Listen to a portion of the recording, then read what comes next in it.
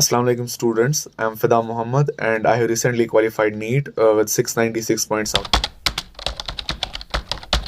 First of all, I would like to thank my parents and teachers क्योंकि उन्होंने मुझे हमेशा हेल्प की, हमेशा गाइड किया मुझे क्या स्टेप लेना चाहिए और क्या नहीं। मुझे नहीं लगता कि उनके बगैर ये हो पाता। हमारे जो स्कूल के टीचर्स हैं उनको भी ज़्यादा लाइक अब्दुल्ला सर थे, शौकत सर थे और रईस सर थे जिन्होंने हमें बहुत ज़्यादा अच्छे से पढ़ाया और हमारी ऐसी बेस बनाई ताकि हम वो ट्यूशन का जो है वो सारा ग्रास्प कर सके और इस लेवल तक पहुंच सके। मैं अपने पर्सनल एक्सपीरियंस से सजेस्ट करूंगा यही आपको कि आप कोचिंग सेंटर एक ज्वाइन करें, क्योंकि कोचिंग सेंटर में क्या होता है कि उसमें आपको फिजिकल एक माहौल बनता है कि आपको कितना पढ़ना है, क्योंकि बाकी स्टूडेंट्स को जब आप देखेंगे आपको खुद ही पता चल जाएगा कि आपको कितने टाइम पढ़ना है और क्या क्या पढ़ना है। और जब आप फिजिकली जब आप कोचिंग सेंटर में एग्जाम्स दोगे उससे आपको ज़्यादा एक्सपीरियंस मिलेगा कि आपको कैसे टाइम मैनेज करना है और क्या क्या पढ़ना है और किस हिसाब से आपको टेस्ट में अपीयर होना है, कि आपको क्या पढ़ना है और क्या नहीं पढ़ना है, किस मटेरियल से पढ़ना है।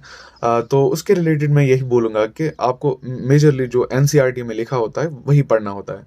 जो मिसाल के तौर पर अगर हम बात करें बायोलॉजी की, बायोलॉजी में जो भी पेपर में आता है that's only based on NCERT. और अगर आप एनसीईआरटी ही पढ़ोगे, बार बार रिपीट करोगे, रिविजन्स करोगे उसके, बिल्कुल आपको एक माइंड में रहना चाहिए उसकी इमेज, बस आपके लिए कोई वो ज़्यादा मसला नहीं रहेगा फिर बायोलॉजी का।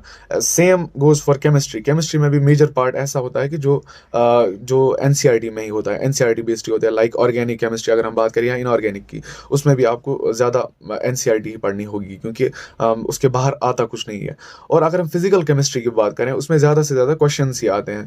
क्वेश्चंस जितने भी आप प्रैक्टिस कर सकते हो वो करो, लेकिन only those questions that are expected to be coming in NEET, that are related to the topics that are asked in NEET.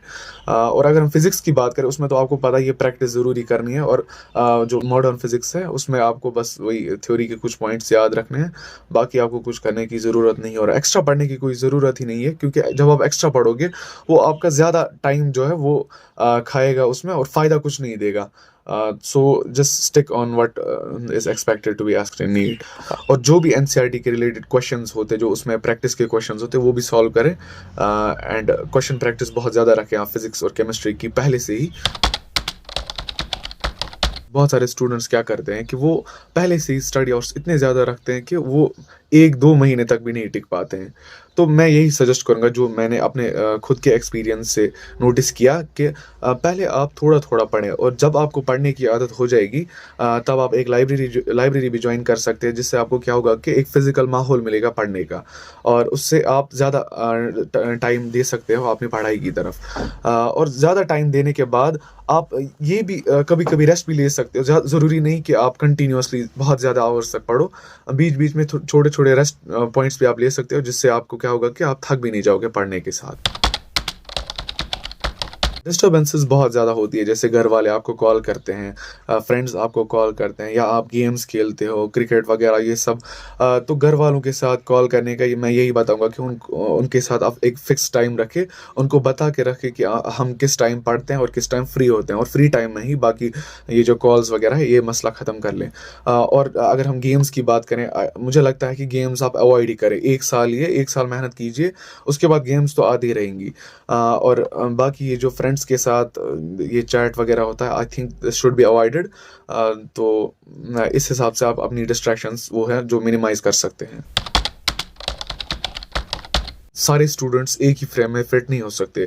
किसी के लिए जो फिट हो सकता है वो दूसरे के लिए ठीक नहीं रहेगा। जो मैंने आपको पॉइंट्स बताए वो मेरे लिए ठीक रहे, और आप खुद भी देखिए कि आप किस फ्रेम में फिट होते हैं या आपको कौन सी चीज़ें ठीक लगती है और कौन सी चीज़ें ठीक नहीं लगती। अपने अपने एक्सपीरियंस से खुद को ढाल लीजिए, आपको किस तरीके से पढ़ना होगा और कौन से पॉइंट्स आपको फॉलो करने होंगे। मैं यही बात बोलूँगा कि सोशल मीडिया आपसे दूर रहना चाहिए। सबसे बड़ी डिस्ट्रैक्शन मुझे लगता है यही है, क्योंकि बहुत ज़्यादा टाइम मतलब मेजर टाइम इसी पे वेस्ट होता है। लाइक फेसबुक, इंस्टाग्राम वगैरह ये सब चीज़ें, तो इनसे दूर ही रहना चाहिए। जो मैंने पॉइंट्स बताया, I hope they will help you in achieving your goal. और पढ़ते रहिए। Thank you, all the best.